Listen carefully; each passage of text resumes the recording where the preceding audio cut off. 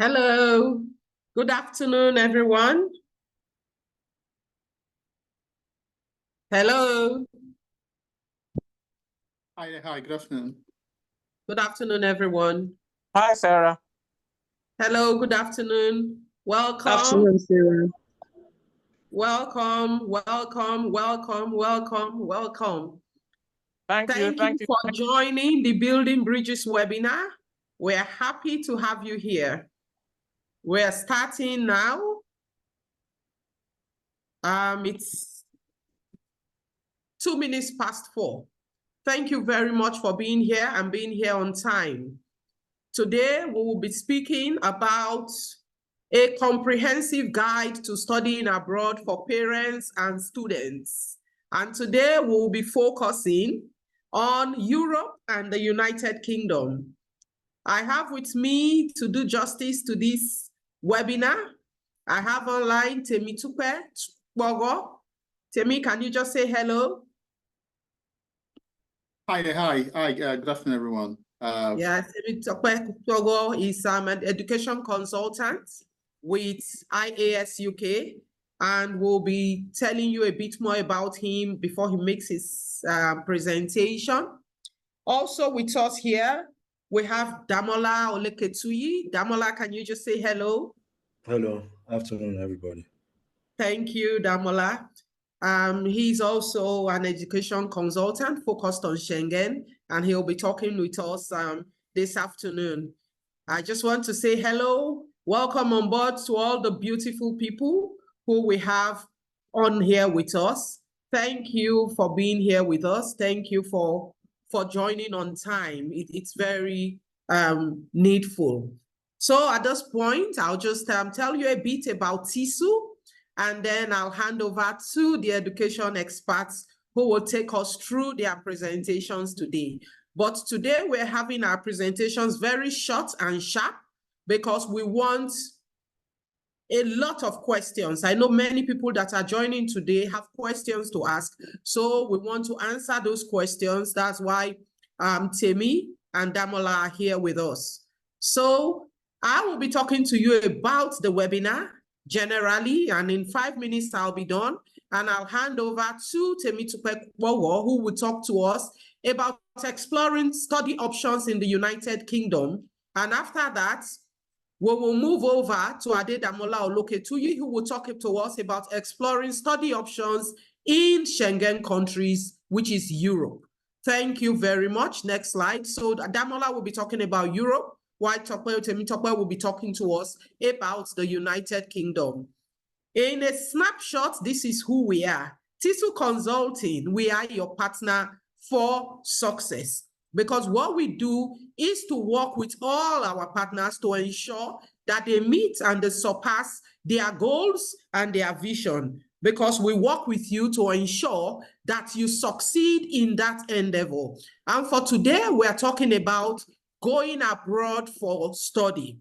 And TISU Consulting, along with our partners, will be here to walk you through this process and ensure that at the end of the day, you are able to meet and surpass your aims and your objectives. We are a holistic advisory and consultancy firm, and we are primed to deliver strategic success through tailored advisory solutions while prioritizing ESG, environmental sustainability and governance principles, with a focus on environmental responsible operations, socially inclusive and equitable practices, and transparent and ethical governance. Because at the end of the day, ethical governance is what it's all about.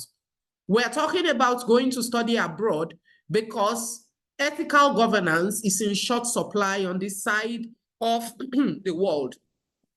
The places where we want to go to, we are going there because there is ethical governance. Government is working for the majority of the people. Where government works for the majority of the people, you find out that government works and everybody succeeds. Next slide, please.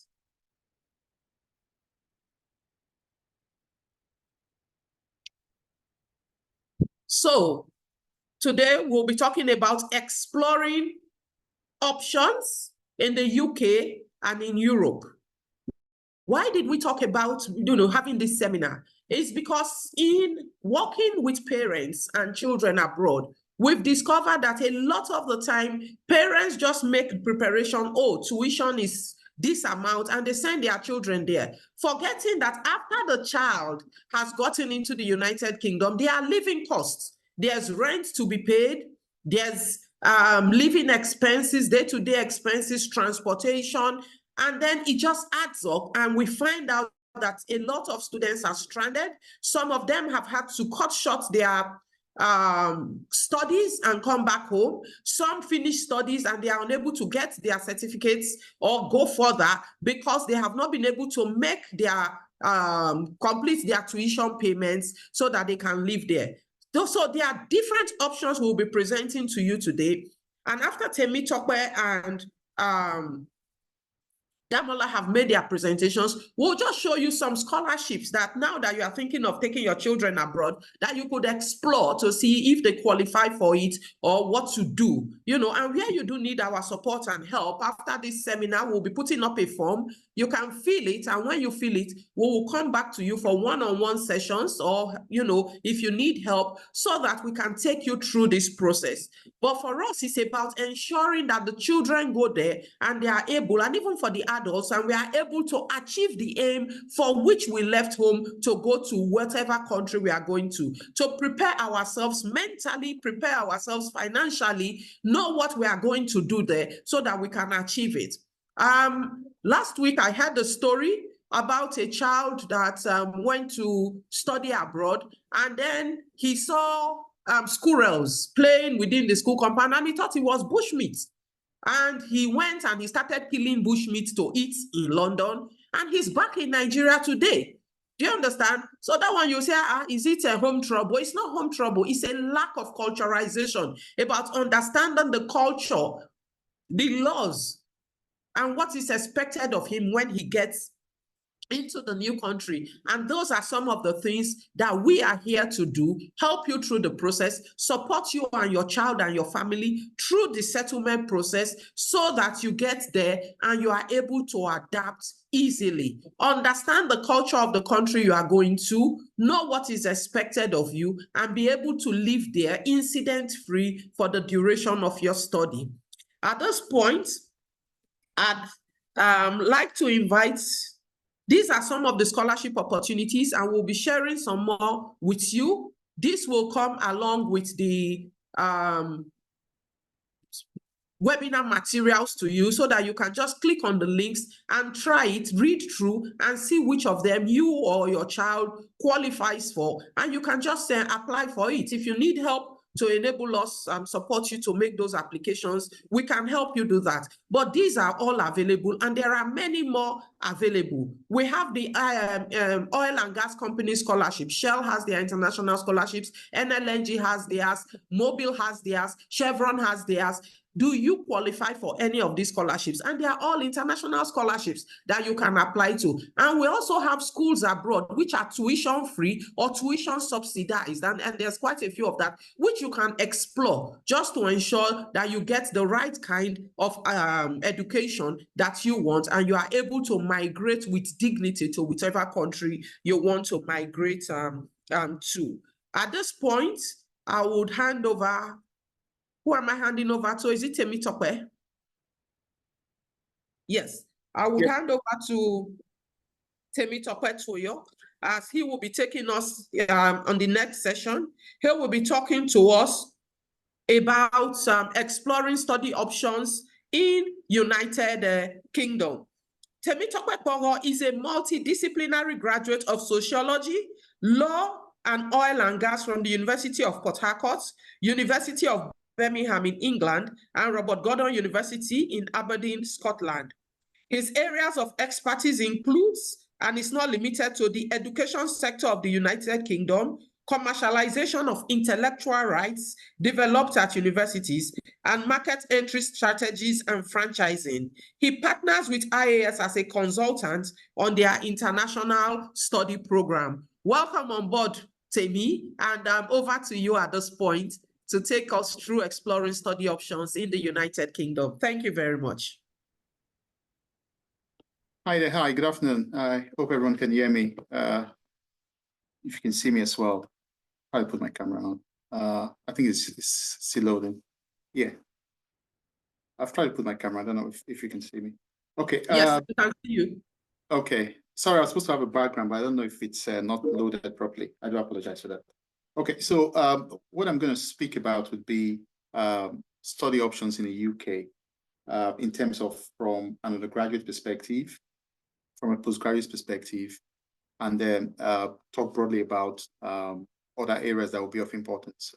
Things like even the different costs of living in different cities in the UK, studying the right courses, trying to get post-study options as well. So after you've studied, being able to get a job to help you remain in the UK if that's your plan of action.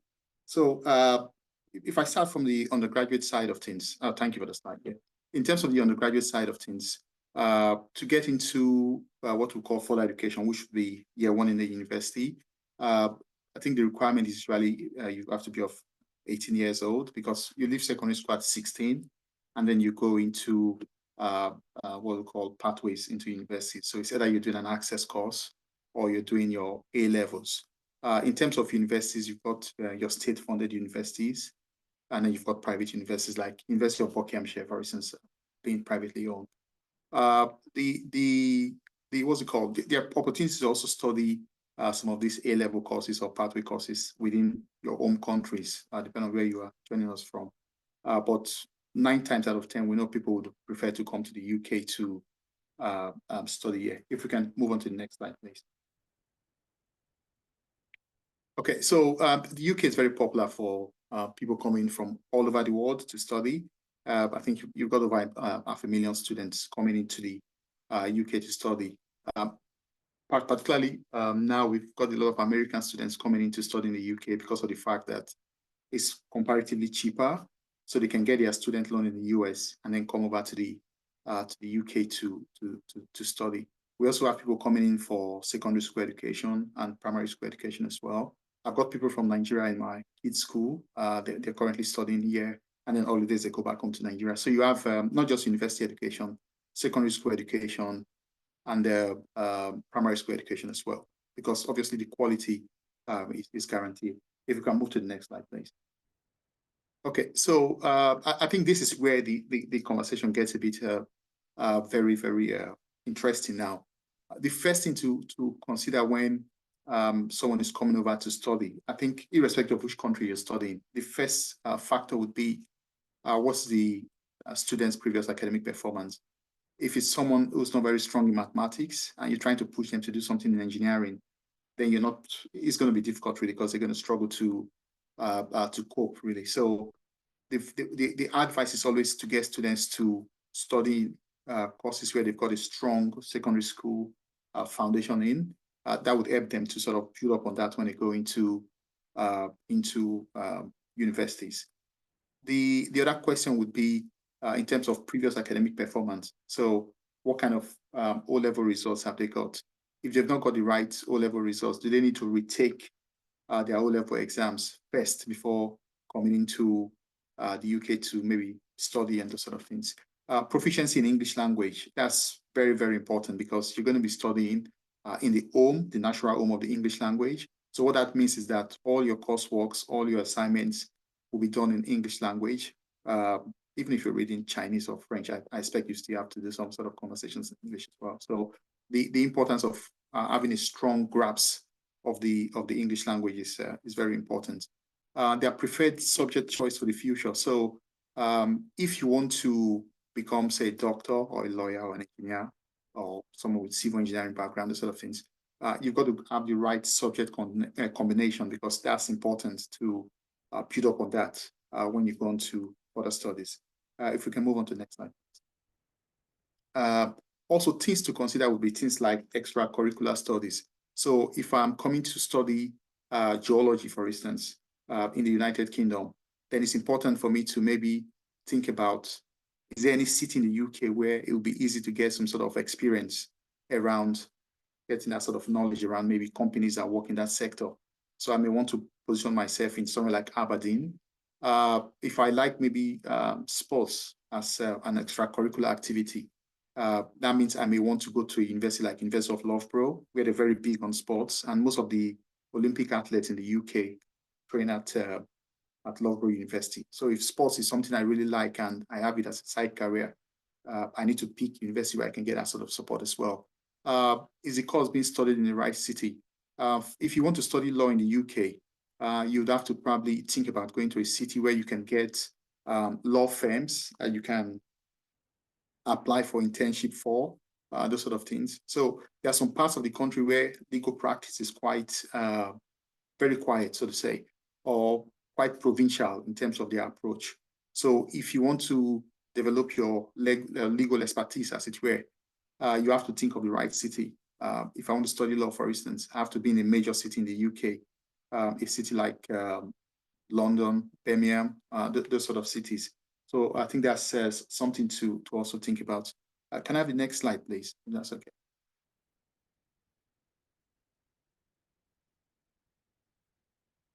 Okay, if it's not ready, I can keep going. It's fine. The other thing to think about again would be, is there a support network that's available to you?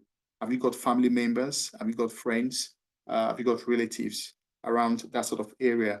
We also have to be very sort of understanding of the fact that with the way the political system is changing now, there's also the challenge of the possibility of, I don't want to say racial issues, but most people are very sensitive to that as well. Some people would want to be around where they, maybe big cities, where they feel like, okay, I'll be safe seeing people of similar racial group around, those sort of things. If that's what you're thinking as well, that's a justified reason. Nobody would sort of begrudge you for that as well.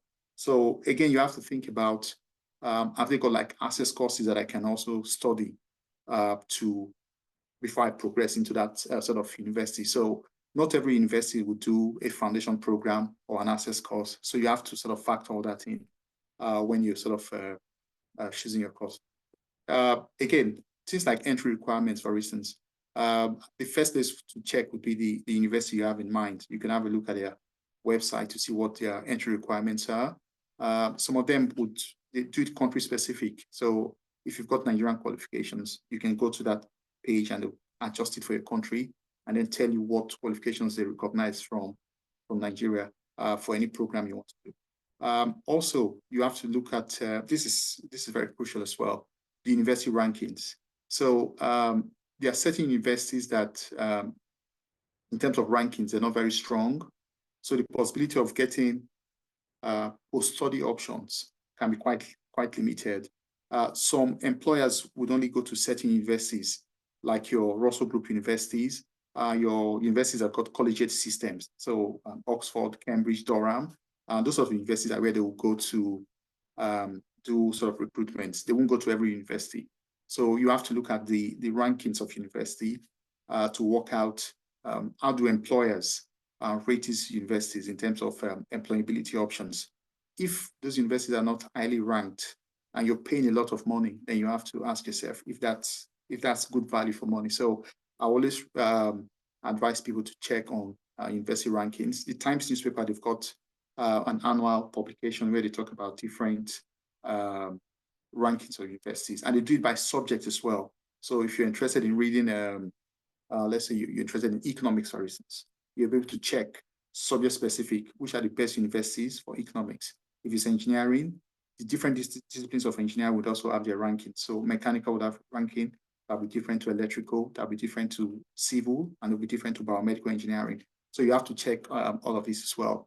UCAS, you can check UCAS website. UCAS is the central admission site for admission into year one university. So year one program of universities. It's a bit like JAM in Nigeria. So UCAS does that central one-stop admission site where you can get information about entry requirements. Prospects, which you can access online. They have also information on admission requirements for different courses. They also have information on what you can do after you've had your qualifications and all that. If we can move to the next slide.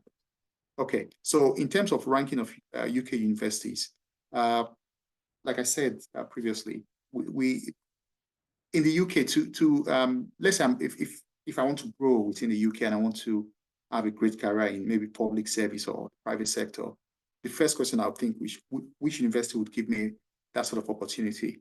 It's always Oxford or Cambridge for a start, because their ratings and their rankings is sort of way up there. So what I've done with this slide is to show you the different universities in terms of how they're sort of clustered together, how they're sort of put together in terms of their focus. So the first group there, the Russell Group University, there are about 24 universities there. They're very research intensive. Most of the funding, most of the top academics are in these universities, the Russell Group. So universities like Birmingham, University of York, University of Leeds, Edinburgh in Scotland, Queen's University in Belfast, Cardiff in Wales, Sheffield, Bristol. These are sort of the top universities, Cambridge, Oxford. They belong to the Russell Group of universities. And then you've got the million plus universities. These are sort of modern universities. Some of them they're not yet in that Russell Group yet, but they're also very great universities. For instance, University of Reading would be in that group. You've got University Alliance, which should be universities with a very heavy focus on sort of technical training. So a university like Robert Gordon University, for instance, would fall into that categories. And then you got sort of specialist colleges, like they've got colleges that specialize in agriculture. They've got ones that specialize in art and designs and those sort of things. So these clusters, the importance is they're also linked to employability. So you have to make sure that in terms of the university you're choosing, you have to pick the right school. Also, you have to have the right grades. So go to Oxford, for instance, and you don't get the right grade, then you don't have a chance. Okay, so if we move to the next slide. Okay, so in terms of A levels, so after your secondary school education, A levels is what you do to help you get into university. That's the traditional way of getting into university. So it depends on the course you want to do. You'd be given sort of the entry requirements to get into university. Funny enough, one of the best schools right now in the UK for A levels is Brampton Manor in London, Newham. The principal of that school happens to be a Nigerian doctor. I think it's a local. That's his name. When he took over that school, they were sort of really, really run down in our city school, but he's been able to enforce the standards there. So that school, Brampton Manor, has the highest number of students going into Oxford and Cambridge every year in the UK. So when you do their results day, it's an annual event, and you have all the news who are going there to see sort of their performance. So for A levels, the schools would sort of put their entry requirements and link it to performance. The highest performance being an A star. So for certain courses, like if you want to study medicine in Oxford, for instance, then it will be A stars all through. Some schools would accept maybe 2 A's and a B and just sort of things. So there's all kinds of adjustments. But A level would be what you do to help you get into university. You do that and then you take your exams, and then based on your grades, you're able to progress into university. Universities are usually 3 years. So if you do A level 2 years and then 3 years of university, that's it really. In terms of indigenous British students, some of them do A levels and then decide not to proceed to universities. So for instance, some of them can decide they want to be stockbrokers. So they do 2 years of university and then do an apprenticeship with stockbroking firms in London, because you don't need to be a graduate to be a stockbroker in the UK. You just need to have practical training with a stockbroking firm, or if you want to trade in commodities like gold, metal, copper, those sort of things. After your A level, you can proceed to that and then get your training. Okay, if we move on to the next slide. Okay, so in terms of A levels, again, like I said earlier on, if you're thinking of going to university, then you want to put in a very great performance to boost your chance of going into university. The subject combination also helps in terms of certain schools would have certain requirements for what you want to study. If you want to study accounting, for instance, they will expect that the composite subjects of accounting would be what you've done in your A level. Although certain schools, for those who want to study law, if you do sciences, chemistry, physics, biology, it's not a problem for them. It's more about your performance, really. So they're more interested in your grades than your subject combination. So it's always advisable to speak to an expert, that's one. And then 2, if you have any school in mind, check the entry requirement well in advance before you put your A-level subjects together. Okay, if I can get the next. Okay, so foundation programs. I think I'm assuming I'm speaking to maybe a Nigerian audience. The equivalent of this in Nigeria would be what you call the pre-degree or the basic studies or basic program. So this gives you the opportunity to do, after your secondary school education, you can do a 12 months program. And then after that, you get into university. Okay, I've seen a question that I'll come back to. It's a very important question. In terms of the foundation program, the way it works is there are certain schools that would have, okay, there are two ways to this. The first would be they would have private providers who they've contracted a service to handle their foundation programs. And at the end of that program, you can get into a university directly. And then there are certain universities that organize the foundation programs themselves. And then at the end of that program, you can progress into a university. So let's say I've done 6 years of secondary school education in Nigeria. I've got my 5 O-level credits, and I want to come into university. So I could just say, okay, I'm going to do a foundation program at University of Manchester, do 12 months foundation program. And after that, I can progress into first year. But the point with the foundation program is that they'll tell you what you need to score in advance. So if you want to go into a foundation program in, say, business and management, for instance, they could tell you you need to score 70 or 65 in each of the subjects. So that means that obviously you need to study very hard so that you don't sort of fall short of the entry requirement. But foundation program gives people the advantage to acclimatize with the university environment, understand the whole sort of challenges of even managing your freedom, because if you come into the UK as a young student, probably without your parents, if you're able to manage your time as a foundation student very well, when you go into year 1, you can build up on that. Compared to someone who just comes in direct from Nigeria, coming to year 1, and then they have to get used to the culture. They have to get used to winter. If they come in January and it gets very cold, that's when most of them want to go back to Nigeria and go to uni. So you have to factor all that in terms of the advantage of the foundation program. Then is it helps you acclimatize into the UK system, helps you acclimatize into the university environment. It also helps you to sort of build friendship, build networks, and also have an expectation of what a good, well-written assignment would be in an international university. So that's another advantage of the foundation program. Again, you improve your English language skills. Okay, so in terms of the pathways, I've just put them there. So for science and engineering, they were expected to do sort of biology, chemistry, those sort of courses. And then for engineering, maths, physics, those sort of things. For business foundation, it will be things around economics, those sort of subject, economics, maths, those sort of things. They always put the combinations together. So before you do any of the foundation programs, you check what the entry requirement is, and then you build up on that. Some of the schools, like University of Exeter, University of Newcastle, for instance, they may just say 12 years of education with good grades to come into a foundation program. So they may not specify in terms of you need to, maybe, I don't know, your subject combination. They may not specify all of that. But what they would do would be they're expecting that the rigor of the foundation program will get you prepared for first year. I've got friends who did post science in Nigeria and they become nurses here because they had to take that foundation program. They took access courses in sort of biology and chemistry and physics, those sort of things, and they've done very well. The international year 1 program is almost like, I think the equivalent in Nigeria would be someone who's done like OND and then starts a year 2 in a university. So this international year 1 program is you do 1 year program after your secondary school. It's quite intense, and then you move on to year 2 in a university. But what they do is, in terms of the entry requirements, what's it called now? The academic performance is at a higher level.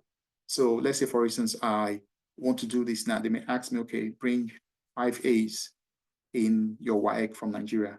Then we'll put you on this international year 1 program, and after that, you proceed to second year. So that will save you time in terms of doing a foundation program or doing A-level and all that. The entry requirements are quite, the demands are quite intense. And then the performance level as well that's required is quite high up there. So you've got to think about it and ask yourself, is this something that's going to work for you? Next slide, please. Okay, so the advantage of studying in the United Kingdom, obviously, I would imagine the first thing would be it's an investment in your future career. Second thing is you've built great contacts and network for life. When I did my degree in law at the University of Birmingham, half of my class were Canadians. I was surprised. I don't know why.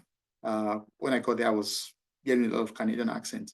But because there's so many few law schools in Canada, a lot of them come to England to do their law degree. So I've got lots of Canadians now who are my friends. So if I happen to go to Canada anytime now, I can have sort of a lot of friends I could hang out with and have collaboration with. Talking about contacts again, I remember I got a phone call from a classmate. He's in India now practicing, and one of his clients has some disputes in Nigeria. He wanted me to link him up with a Nigerian lawyer based in Nigeria, and I was able to facilitate all of that. So studying in the UK, you're in that sort of international environment where you're interacting with future leaders of countries, I would say as well. So that's the advantages of that is enormous as well. You're also investing in your career in terms of being able to get a good job, a high-paying job, or finding fulfillment in terms of what you want to do with your life as well. It's a multicultural society, like I say. There are certain parts of the world, for instance, if I decide I'm going to study in, I don't know, maybe Japan or Thailand, for instance, now, the experience will not be the same as the United Kingdom. Multicultural in terms of religion. There's a lot of Redeemed churches here. There's also all kinds of, for those of the Islamic persuasion, there's also a lot of engagements around that as well. There's a premiership. Everybody knows the premiership. So these are some of the advantages. If I want to talk about that, I think my strongest factor of the UK will be the top quality. We have Americans coming to study here. We have Canadians coming to study here. We have Australians coming to study here. So in terms of the English-speaking world, please let me know if I'm running time here. In terms of the English-speaking world, the UK seems to be the primary destination for education. If we move to the next slide, please. Okay, so UK school rankings and employability. I flagged this up because certain people are not aware that the school that you attend in the UK can have an impact on your employability. So it's very important to sort of look at the school rankings before you choose any school. Don't just look at the fees. Okay, I think I've got one more slide and then that'll be done. I think another thing to think about would be the UK skill shortage list. It's very helpful. You want to stay back to study a course that where there's a demand in the UK, because that would help you to get a job after your studies. Thank you. I think I'll let the next person go. There's other information I've shared around cities and getting work experience. Okay, just let's give you 5 more minutes. Okay. Oh, Temi, okay. let's give you 5 more minutes to wrap up properly. Just Okay. take what you think is important. Yes. Okay, The questions will be in after both presentations. So just keep your questions in the chat box. So Temi, 5 more minutes and then we'll wrap up here. Okay, so if we go to the next slide, I'll just use 1 minute to run through each slide quickly. I wanted to talk about the cities as well. I think I talked about the cities. Great. Okay, so I've listed the cities there in terms of where you can study. Some of these cities are very obvious in terms of their names, Birmingham, Manchester, and all of that. Some of them are not very obvious, like Warwick being in Coventry. So it's also very important to look at this, the factor in the city and the cost of living in that city, because that's also linked to your visa application. If you're studying in London, it's more expensive, and that's factored into your funds and those sort of things. Next slide, please. Okay, I've talked about gaining work experience. There's the University Career Service. This would be particularly important for undergraduate students as well. You can build your work experience as you're progressing in your studies. If I use a law student as an example, you can volunteer with Citizens Advice or different sort of human rights charities to build your experience as you go along. You can have private mentors. Some postgraduate students will help you with mentoring to sort of build a work experience. Career fairs as well. Next slide, please. I've talked about, okay, examination tips and techniques. When I was in law school, the requirement was that we study 40 hours a week. So whatever you're studying, please understand that there's going to be a demand in terms of how much personal study you're doing. And then obviously having a personal study plan. They have student examination support team. There's also revision classes, informal with friends, formal organized by lecturers. If you feel you need additional support, you can also liaise with your course tutor as well to sort of, even things like extensions to, what's it called? extensions to assignments. If you feel you're not able to meet up and you have a legitimate reason, not because you went clubbing, legitimate reason like you were unwell and all of that, then that can be, you can get support around it. Next slide, please. Yes, so I've talked about post-study options. There's graduate visa, where you can apply for. I know that was been in the news recently. After your degree, you can have 2 years of post-study graduate visa. That gives you time to look at options around applying for jobs and all of that. You could get direct employment if you study the right course. A lot of people are coming to do nursing now. They even get jobs before they even graduate. You could go on to further postgraduate studies. There's a lot of PhD funding, and that could also help. There's retraining. I had a friend who did engineering management. He couldn't get a job. He had to do SAP, the software training, business solutions training, I think it was SAP. And that was what got him a job, not his engineering master's degree. So you could look at all of that. Professional courses as well. For those who are accountants, ACCA, for instance, would help. I put SQE there, that's to become solicitors. BVC, for those who want to be barristers. There's also the New York Bar exams, which a lot of law firms in the UK are in sort of a demand for. So if you've done your law degree and you pass your New York Bar exams, that can also boost your chance of getting a job. I've also put other visas, entrepreneurial visas, global talent visa. There's other kinds of visas that you can apply for depending on your personal circumstances. Okay, so that's all from me. Thank you. Happy to take any questions. Okay, thank you very much, Timmy. You just give us a few minutes while we move on to Damola, and then both of you will take answers the questions at the end of it. Damola, are you ready? Yes, I'm here. Okay, thank you. Thank you very much. So Damola will be taking us next, and he's MD of AOC Schengen, which is a company that is focused on helping students get access to universities and taking them through the process in the Schengen countries. At this point, I'll hand over to Damola, and he'll take us through his presentation. Thank you. All right then. So my name is Zade Damola Olokitui, MD for AOC Schengen. We majorly focus on the Schengen region. So when you hear Schengen, some people always think maybe that's Asian countries or something because the name sounds funny. It's majorly the European countries. Those are 26 Schengen countries. I mean, more countries are joining in right now. But we have Germany, France, you understand, Belgium, you name it, like Austria, you understand, Luxembourg, you have different countries that are there. So I will speak very quickly and give you a personal experience because 2015 I came to do my master's here in Germany in aviation, worked here in aviation for a while. Then from there, after bagging a degree in petroleum engineering in Nigeria, did aviation for masters, worked with Fraport Airport, that's Frankfurt Airport, and did that with Airbus Consulting, the Airbus group. Then started working with schools later as the manager for Africa. Then moved to director level for a different school in Germany. So I worked with 2 different schools, handled that market. Then AOC came after that. So started in Germany. Then we have an office in Lagos, Abuja. We had an office in Kigali also, and also in Gambia also. So, but right now, the most important thing is I will try and break down to you how the educational system works to you in the Schengen region. There are 3 types of schools. There's the public school, there's the private school, and there's the vocational school.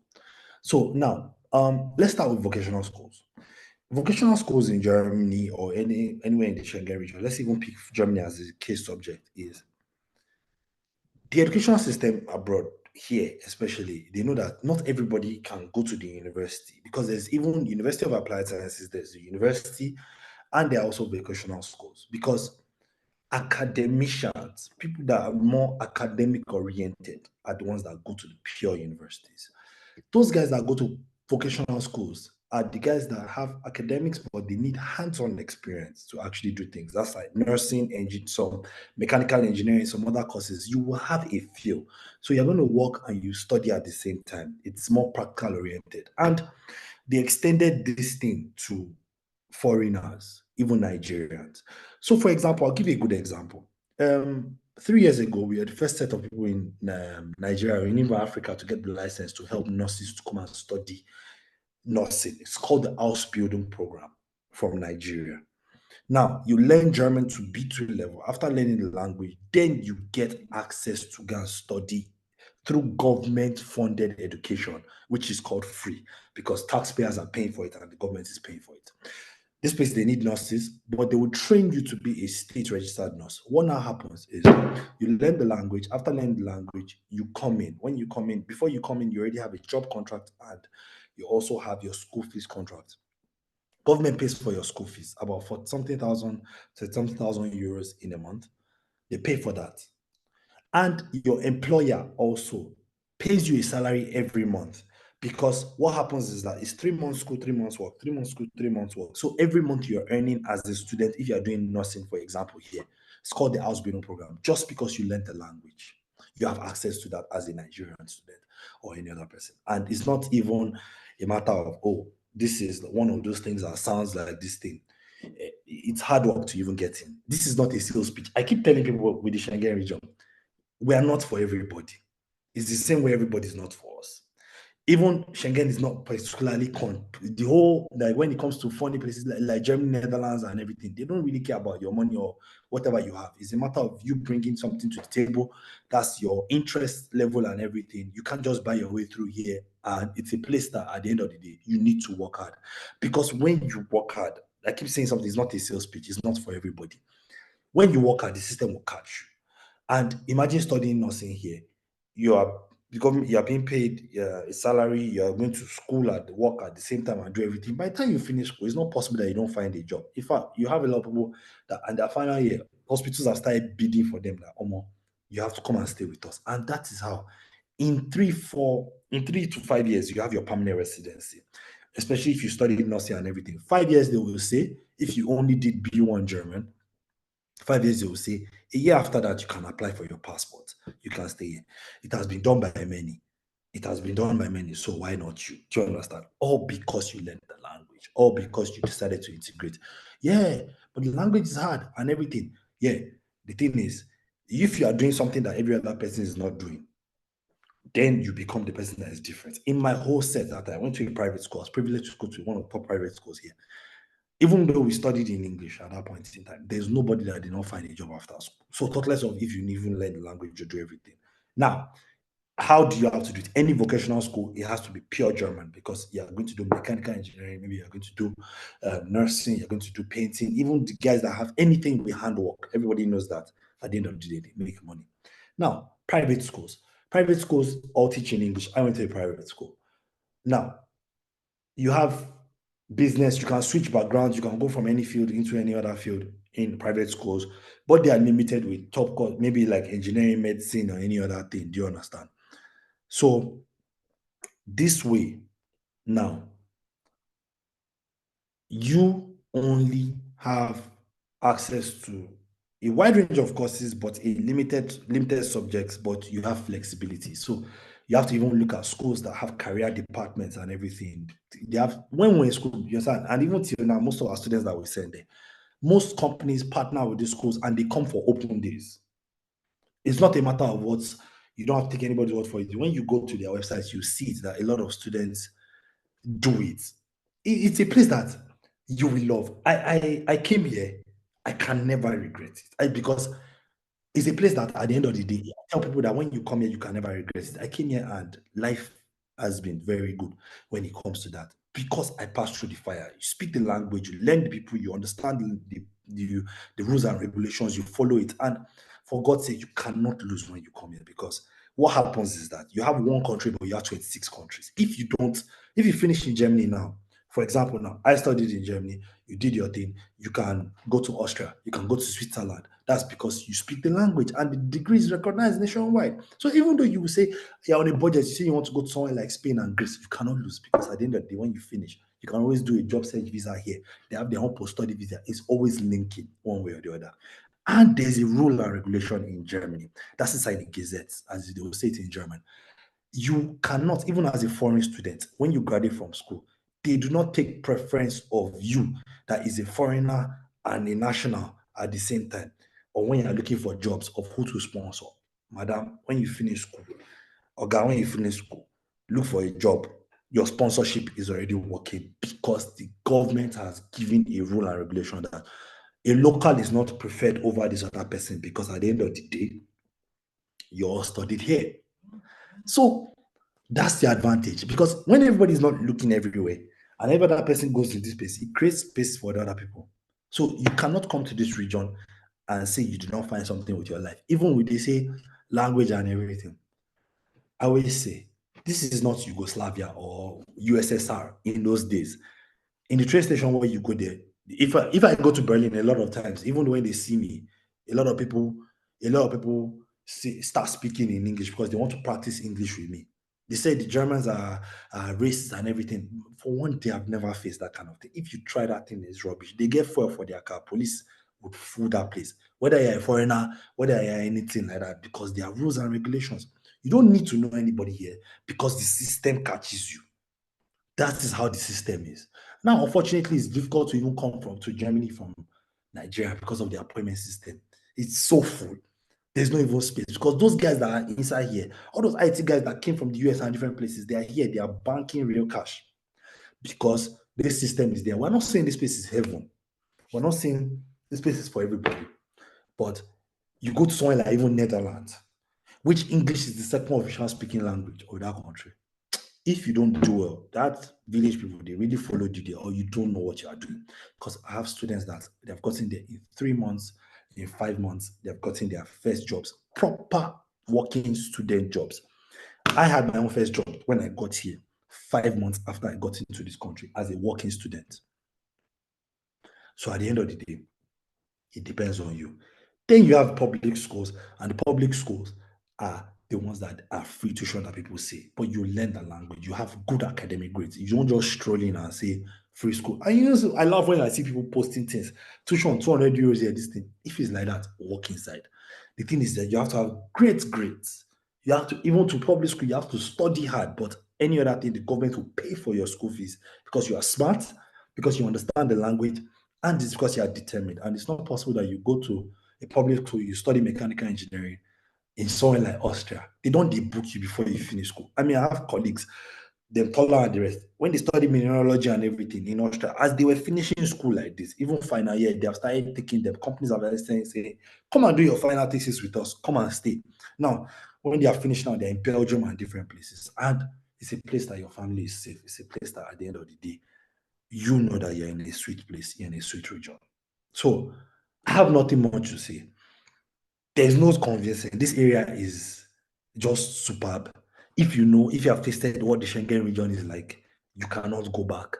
And how organized we are, how civilized, how even the fact that I can speak another language fluently, I can talk to other people, I can communicate. In fact, if I go to other parts of Nigeria tomorrow or any other body that studies here, you finish your studies here, you do it. If you go back to Nigeria, do you know how many German firms, Netherlands firms, your Dutch firms, Spanish firms are back in Africa? If you go back and you carry your certificate, automatically they will even make you a leader because you are like them, you speak their language, you understand things. In fact, I can't talk too much. The Schengen region is what it is. I've broken down into 3. And if you have any other questions, ask her or go to AOC Schengen on Instagram and look at it, and it's there. Thank you very much. I hope I didn't take too much time. I try to be short as possible. Then you are showing me on how to apply to universities. Yes, I spoke about that briefly inside. How to apply to universities inside. Have good grades. It depends on the school. You need to know what exactly is inside, what you qualify for, what you are good for, what you can go for, what are your interests. In fact, when our team speaks to you, you can know if this person likes interview or not. If you don't like interview, there are some countries that you go to, someone like Spain. If you like interview, there are some other countries that you can go to. Whereas sometimes documentations are there. You have to know your deadlines, application deadlines, apply 4 months before and every other thing. These things are very depending on exactly what the person is. Schengen is a very specialized market, so I can't give one size fits all for everybody, but I'm giving you some generalistic things like apply 3 months before. If you're going to a public school, apply 8 months before because your document verification is there. The process might be long, but when you enter, that's the end. You know that you are safe, you have done your thing. In 5 years, you have your PR, your kids are there, your kids can actually even grow. And anybody that says there's racism in Germany, it has never been to Germany, doesn't understand their people, has done something wrong. When you have done something wrong here, you will say that they're racist, or you have somebody that's taking an illegal paper here. There's no student that came through a sane environment, that came through a same place that has a right to say that anybody's racist. What is racism? We even abuse this word. Racism is you being deprived of some certain things because you are racist. Discrimination is a totally different thing. Whereas we do it in everything, even Sorry, let's not go into those no. areas. We're Let's not focus even on going deep. yeah, thank Discrimination you. is totally different. Do you understand? So anybody that says that has not had a first-hand experience on what things are. So they are not here, they have no problems here. They are very okay people. Mind your business and they mind your business. And when it comes to the academic requirements, they allow every color and race to come and do what they have to do. I have nothing much to say again. If anybody has any questions, they should ask. Thank you very much. Thank you very much, Adedamola. Yeah. Your passion for Schengen is very infectious. Well done. And I know that most probably you will be able to get some of the people online change their minds and do German, because if you can get the education paid for by government, hard work is nothing to Nigerians. We cut our teeth on hard work. Thank you very much, Temi. Thank you very much, Adedamola. At this point, I'll hand over to Efe Osasere, who will take us through the question and answer session. Thank you very much. Efe? Hello, I'm here. Okay. Hello, everyone. Good evening. So we have some questions here. I will just start at the top. So the first question is how easy it is for a Nigerian student to get admission into medical school in the UK? Okay, you want me to answer that question? Obviously, yeah. I think the first thing would be if you look back at the slide when I was speaking, I talked about academic performance. So I would say, from my experience, first and foremost, if you want to prepare a child to study medicine or going to Oxford or Cambridge, you normally start 10 years in advance. So there are certain things you do in terms of your grades, in terms of your extracurricular activities and those sort of things. Be that as it may, you may have done those things already, but you didn't know, and then you have to include that into your application. The first thing would be to check in advance what are the entry requirements for certain schools, and then see if you have the ability to meet those entry requirements. Some schools also have foundation programs for the medical sciences. So that's another option as well. There's also the A-level option. And there's also, if you've done a first degree in any sort of biology-related courses, you can also start second year of medical school. So there's about 4 or 5 different options that's open to you. And I don't think there's any discrimination in terms of being a Nigerian student in that sense. If you have the entry requirement, the fee structure will be different because you're an international student, obviously. But they do understand that a lot of Nigerians would want to come here and study medicine and surgery. So there's always that support is already there. But the first thing would be getting an understanding of what the entry requirements is. And if you meet the entry requirement, if your personal statement is done properly, then you have a very strong chance. All right. Thank you very much, Timmy, for that answer. So we have another question also here. Said, how do I go about a postgraduate research program? So I'm assuming maybe a PhD program. Not necessarily. I think it could be a postgraduate research master's as well, because the advantage of that is you can come in with your dependents if that's your course of option. There's a website that's been dropped on the chat, www.jobs.ac.uk. A lot of the scholarships are sort of advertised there. So if you go to that website, you can check depending on the subject you're interested in, you can check and then see if there's any scholarship options, and then you can start conversations with university. That's if you want a scholarship. The scholarship comes with a stipend where you get paid. I think if it's a PhD student, you get £1,700 monthly tax-free throughout the duration of your course. There are certain PhDs, like in engineering, for instance, where they don't have a lot of home students who are coming to do these courses. So they make them available for international students, but the fees could be discounted as well. So I always say the first place to check would be that particular website, jobs.ac.uk. That's an academic website for PhD research. But assuming you want to fund your own masters yourself, the starting point then would be for you to pick an area of interest to you, look at a school that has a strong research interest in that particular subject as well. Look through the academic profile of their lecturers, because you need to pick someone who's sort of renowned in that field.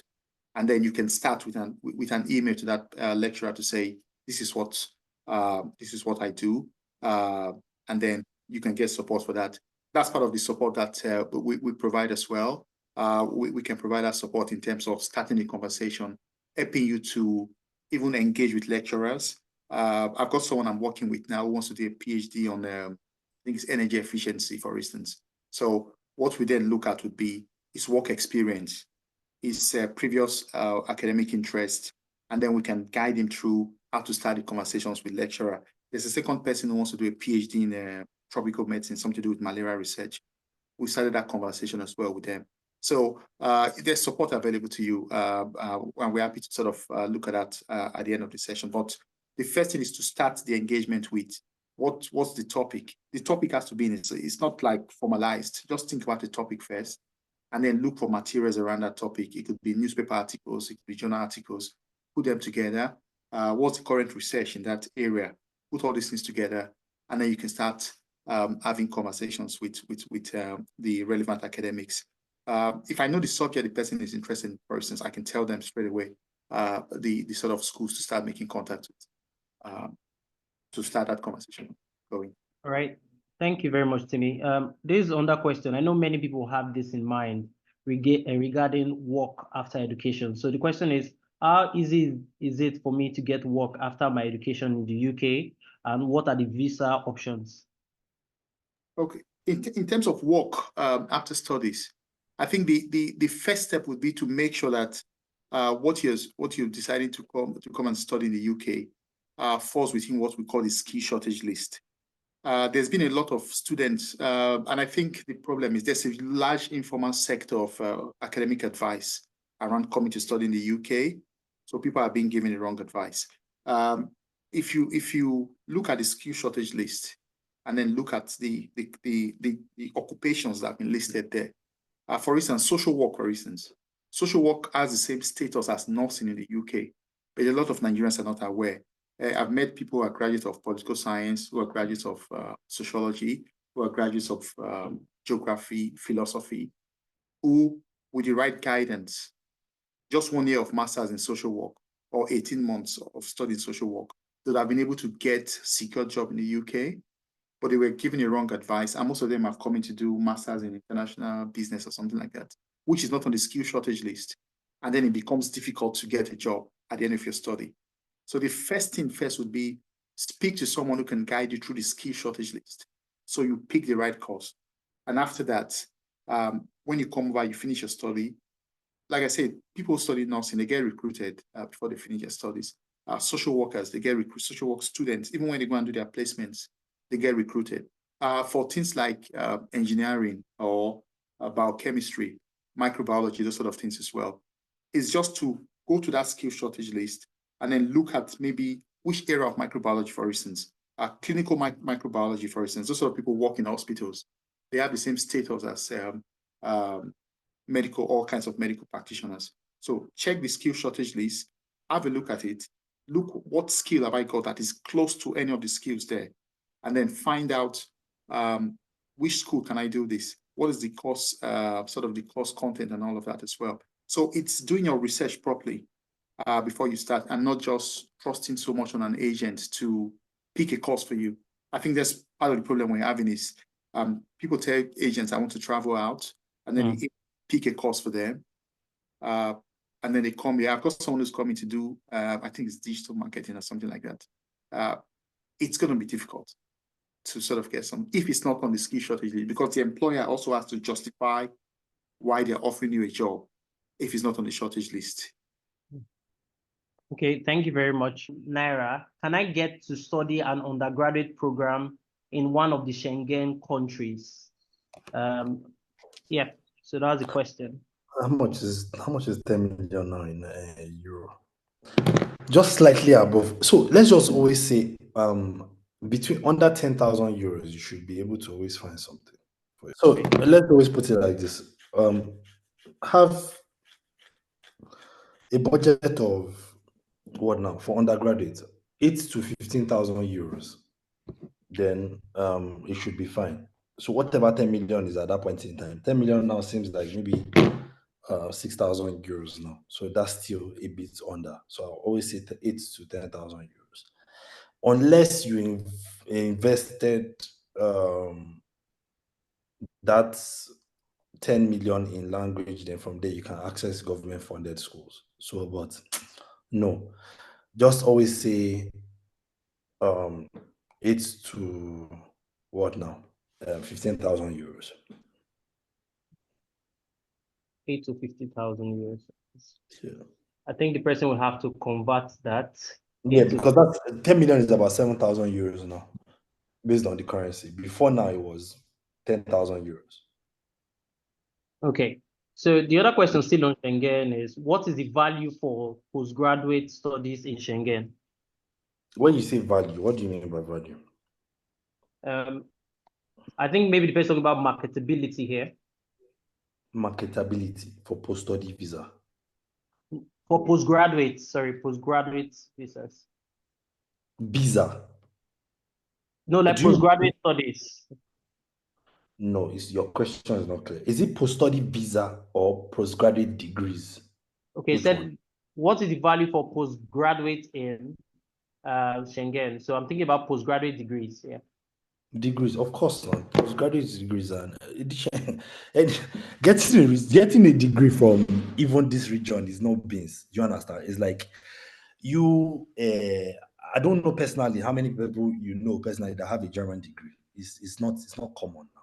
You can't go to the market and just get it. Do you understand? So the value is very high. They are very unique people. Do you understand? And yeah, prospects are very high for you in and out of the country. If that's what his question is. Okay. So thank same thing you. with Spanish degree, Dutch degree, and every other thing. Yeah, these are not common degrees. Oh, thank you very much. We have so many questions, and I know if we keep answering them, I don't know if we'll be able to leave here today. But let me just take one last one. So someone is asking, do we have schools where we can study the German language in Nigeria, and how expensive it is? No, there are different options now. There's Goethe Institute in Nigeria, which is like IELTS. That's the similarity I can make. But the difference is that they take 3 months for one level there. So it's being subsidized by the government in Nigeria, of Germany in Nigeria. So it's cheaper. So you can get it for maybe 300k, 350k per level, something cheap like that. But if you do the proper ones with Goethe abroad or any other thing, you have super intensive, which is 1.5 months. You pay about 1,000 euros, which is about 1.5 per level. So it's a question of time value of money. Do you understand? So whether you spend 3 months per level, you spend 1.5 months, which is half of the time, and you get it faster and you have more attention and you get to learn from a native speaker if you are learning abroad. In Goethe, they still outsource their services to teachers who learn German in Nigeria. So it depends on how you want to learn it. It's optional. Okay, thank you very much. Okay, someone is asking, when you study in major in Nigeria, for example, engineering, and you're going for an MSc in the UK, for example, do you have to continue down that line, or can you change your major? Yes. So I think it depends on what the person wants to study. So if you've done engineering previously, and say you want to do, say, management, for instance, or you want to do project management or something. So again, it depends on the strength of your personal statement, because your personal statement gives you the opportunity to speak about yourself, what your work experience is, what your life story is about as well. If I work in engineering and maybe that technology is sort of have become redundant and I want to retrain, that's very possible. But it depends on how I design my my personal statement. Because when you're looking at entry requirements, yes, they will look at your your academic performance, but they also request a statement of interest. So that gives you the chance to tell your story about why you want to do what you're doing next. So it's very possible, and it's happened a lot of times. I have a friend who did industrial chemistry in the University of Ilorin. He ended up doing engineering management for his master's. It was just because of the way I think he did the use service with NAFDAC. So he had to use NAFDAC to go into food production and then engineering management. So it's that 12 months he spent in NAFDAC that made a difference in his application. So it depends on your life story. We provide support with personal statements as well. We have chats with people to find out even skills and talents that they don't know they have. We can bring this out through conversations and say, okay, why don't you add this to your personal statement? I've got a friend who did he did human resource management previously, and he wanted to do nursing, but he was a bit discouraged. I'm saying, no, go for it. So the way we did it as well was not just about becoming a nurse, but also looking at industrial relations as regards the medical profession. So also working closely with the nursing union to strengthen employment rights of nurses and midwives and all of that. So we are able to link up experiences and link up subjects. That's what I do basically. I do that almost on a daily basis. I'm currently working on one for someone who's done petroleum engineering for his first degree in Unilag, and he's done computer science for his master's. So I've been able to find a synergy between those two subjects, which is IT and energy efficiency. So there's a way around it, but obviously support will be required for that. All right, thank you very much. We'll take one last question for UK, then one last question for Schengen. For UK, we have, can a PhD student go with their dependents in the UK? Yes. Yes, they can. About the cost of a PhD in the UK, I'll say it depends on the subject. If it's humanities, where there's no laboratory work involved, then it'll be cheaper. But if it's something that involves laboratory work, then obviously that would be factored into the cost. There's a lot of PhD funding available as well. If you check on jobs.ac.uk, if the person also needs guidance in putting together a PhD, sort of a PhD sort of statement, I think it's 1,000 words. We're happy to do that as well in terms of what the UK sort of academic would like to see in terms of if you're coming for a PhD research. The first one will be ready to do your master's first of all. If the master's is from, say, outside the UK or outside Europe, then you may say, oh, why don't you start with what they call an MPhil?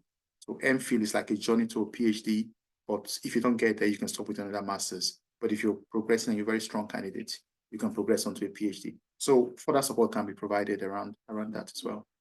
Okay, I have a registered midwifery certificate and a valid license. How do I start up the journey to further in nursing? Okay, so I think the certificate itself needs to be seen to understand what's the equivalent in the UK. Because when you say you have a registered midwifery certificate, is it like a BSc, or is it, what sort of training is that? If the person can provide more information on what sort of certification they have, then we can then use that to check what the UK equivalent is of that certificate. Depending on what the UK equivalent is, then the journey towards nursing then can begin. Because a lot of schools like University of Bedfordshire, for instance, they do 2 years training. Yes, so it depends on what the qualification is, and that needs to be verified by the UK relevant body, ECTIS, that's what it's called. So they will do the result comparison with the UK. What's the UK equivalent of this?